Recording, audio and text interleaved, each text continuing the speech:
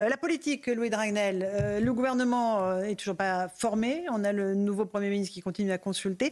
Alors, on a eu le retour du serpent de mer du ministère de l'Immigration. Alors, comme vous l'avez dit juste avant la pause, est-ce qu'il y aura un ministère de l'Immigration? On ne sait pas. On va juste écouter Michel Auboin, ancien préfet, qui lui souhaite la création de ce type de ministère. Écoutez. On a absolument besoin d'un ministère de l'immigration, ne serait-ce que pour montrer qu'on prend en charge cette question qui est quand même une des questions fondamentales de la société. Enfin, je crois que, je ne le dis pas à titre personnel, on le lit tous les jours dans les sondages et dans l'inquiétude des Français. D'autant que l'immigration, ce n'est pas uniquement le contrôle des flux migratoires, c'est aussi comment on intègre les personnes qui arrivent de façon régulière, comment on naturalise, comment on accorde l'asile. Enfin, il y a des questions qui sont multiples et qui mériteraient un pilotage politique. Il y a vraiment besoin d'un ministère de l'immigration, Louis Dragnel. Le dernier, c'était Brice Hortefeux, c'est ça, hein? C'était Éric Besson. Éric Besson, d'accord, pardon. Besson. Oui, vous avez raison. Oui, clairement, il y a besoin d'un ministère de l'immigration pour plusieurs raisons. Et s'il était nommé par Michel Barnier, moi j'y crois assez peu, mais on peut toujours rêver. Il faut quand même qu'il y ait un certain nombre de points extrêmement clairs qui illustreraient une volonté politique réellement d'y arriver. Il faudrait qu'il y ait un décret d'attribution extrêmement clair, c'est-à-dire qu'il faut que le ministre de l'immigration ait la main sur toute la politique d'immigration en France et qu'il ne soit pas sous la tutelle ou en cogestion avec un ministère social ou d'autres ministères. Le deuxième élément, c'est qu'il faut qu'il ait un mandat politique extrêmement clair.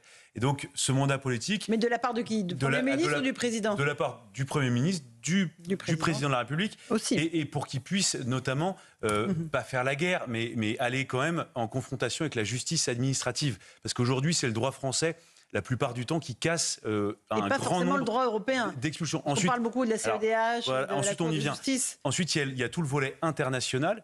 Et donc, il faut évidemment que le ministre des Affaires étrangères soit en adéquation avec la conduite de cette politique, parce que très souvent, qui s'oppose le plus à ce que veut le ministre de l'Intérieur, ce sont les diplomates au Quai d'Orsay qui disent « mais attention, il ne faut pas se fâcher », parce qu'un diplomate, son métier, c'est de jamais se fâcher avec un pays.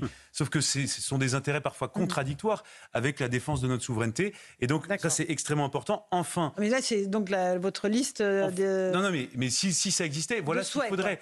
Et enfin, il faut un budget, parce qu'en fait, ça coûte de l'argent. C'est un budget énorme pour avoir une prise en main. Encore parlez-en à Marc. Non, mais ça dépend. Mais Marc, le problème, c'est que tout est prioritaire en France, donc rien n'est prioritaire.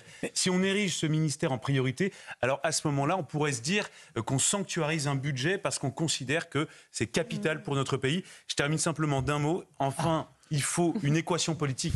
Parce que vous avez même si vous avez un président de la République qui est volontaire, vous avez un Premier ministre volontaire, un ministre de l'Intérieur aussi, ministre des Affaires étrangères.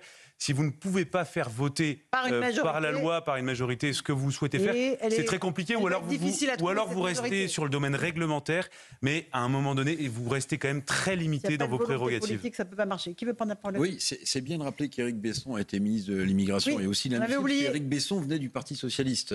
Et sous Sarkozy, il faisait partie des gens qui étaient à l'ouverture. Donc Éric Besson, socialiste, la gauche moderne. Avait accepté d'être ministre de l'Immigration. Alors c'est tellement un vrai sujet que je ne sais pas si vous avez vu, mais l'Allemagne est en train de resserrer ses frontières précisément pour lutter contre l'immigration illégale. Et à cause de la montée de la droite Oui, des attentats et de l'insécurité, c'est ça la racine du mal. C'est la conséquence, c'est pas la cause. La cause, c'est une immigration illégale que plus personne n'arrive à juguler. Maintenant, où Louis Dragnel a tout à fait raison, il faut se méfier des effets d'annonce si ministère de l'immigration il y avait. Oh ben non, là c'est juste un ballon sonde qui est lancé.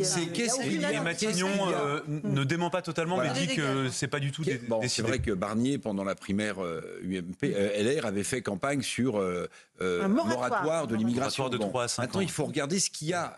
Quelles seraient les prérogatives d'un tel ministère? Et quels seraient les moyens? Parce que si c'est juste pour faire un effet d'annonce, pour éviter d'être tiré immédiatement par le Rassemblement national sur une motion de censure, ça ne servirait à rien. Mais le fait qu'on en parle tranquillement, ça prouve que le sujet est sur la table et que ce n'est pas un sujet de droite nationale ou d'extrême droite. C'est un sujet qui intéresse et qui inquiète les Français. Mais bien sûr. Marc, moi je dirais, alors déjà, il ne faut pas trop multiplier le nombre de ministères, parce que justement, c'est l'État qui dépense le plus au sens large, donc soyons quand même prudents. Et comme je suis d'accord, si c'est pour créer un ministère, faire du marketing, ça ne sert à rien. Moi, ce qui m'intéresse le plus dans l'immigration, entre guillemets, c'est l'intégration. Parce que justement, d'un point de vue économique, on dit souvent, l'immigration, ça va permettre de payer les retraites, etc., ça va faire de la croissance. Non, pas forcément. Ce qui compte, c'est effectivement que cette immigration, elle soit intégrée. et qu'elle joue le jeu, entre guillemets, voilà, d'un point de vue social et sociétal, qui respecte effectivement nos règles. Et encore une fois, quand on a un taux de chômage aujourd'hui en France total de 16,5%, on peut comprendre que les pénuries de main-d'œuvre, elles sont un petit peu fausses. La main-d'œuvre, elle est là, mais elle n'est pas forcément là où il faut. Et le taux de chômage est 2 fois supérieur chez les populations immigrées en France. Exactement. Et alors que si on part dans les cités HLM sur le taux de chômage des moins de 25 ans, on est à quasiment 60%. Ouais. Donc c'est ça l'enjeu. C'est comment on intègre, comment on améliore également les formations, plus l'intégration entre guillemets, et avec une règle du jeu qui soit particulièrement claire. Car sinon, ça servira à rien. Et bien entendu, sur l'immigration clandestine, on voit ce qui se passe aujourd'hui en Allemagne. Il y a une vraie inquiétude. Et donc là, on doit évidemment là aussi arrêter le déni de réalité. Rachel ? Non mais en un mot. Ça il y a Louis Dragnel. Non mais on verra comment ça atterrit sur ce sujet-là. Mais pour moi, ce serait plus un ministère des immigrations avec un S, parce qu'il y en a plusieurs. Et d'ailleurs, entre le droit d'asile, l'immigration illégale, plusieurs. Donc ça serait plutôt des immigrations et de la citoyenneté. Oui. Pour avoir une véritable logique politique. Lier les deux. Lier les deux. Après, il ne faut pas... Éric, Sabrina, Guido. Parce que Guéant, par exemple, était ministre de l'Intérieur, des Outre-mer et de l'immigration, vous vous souvenez ? Oui. Et là, du coup, l'immigration... Oui, mais ça, c'est pas mais pareil, comme l'est la actuellement citoyenneté. Gérald Darmanin. Oui. Exactement. Et il a un secrétariat Sabrina, d'État en charge de la citoyenneté. Un tout petit mot là-dessus. Alors, je pense que c'est une stratégie de marketing. C'est un gage de communication, certainement pour faire plaisir à certains partis. Après, l'immigration, ça n'est pas la boussole politique de l'extrême droite. Ça n'est pas non plus une pathologisation de la vie politique. Ça fait partie de la dynamique de l'action politique. Donc oui, il faut évidemment traiter ce problème. Et pour faire la conjoncture entre ce que disait Louis et ce que disait Marc de façon très didactique, l'immigration, c'est un enjeu réellement français. Pourquoi ? Parce que la France, à l'instar du Danemark, est un État providence. Donc on parle en permanence des dépenses publiques, etc. Il y a 32,9% qui sont consacrés aux aides sociales. Et évidemment, il faut réguler l'immigration parce qu'il faut intégrer ces populations. Évidemment. Et donc il faut, encore une fois, s'inspirer du modèle danois, je ne cesserai de le dire, avec des mesures qui sont dissuasives, restreindre justement le phénomène de ghettoisation. Et pour finir, je termine avec ce qu'a dit Éric, c'est que précisément les externalités négatives de l'immigration, ça a été pris en charge par la gauche. Parce qu'il y a, encore une fois, des logiques de ghettoisation, d'islamisation et de criminalisation dans les sociétés parallèles qui sont le souci de la gauche pour préserver l'État-providence. 18h31, l'heure du rappel des titres de l'actualité sur CNews et Europe 1 avec Simon Guillain.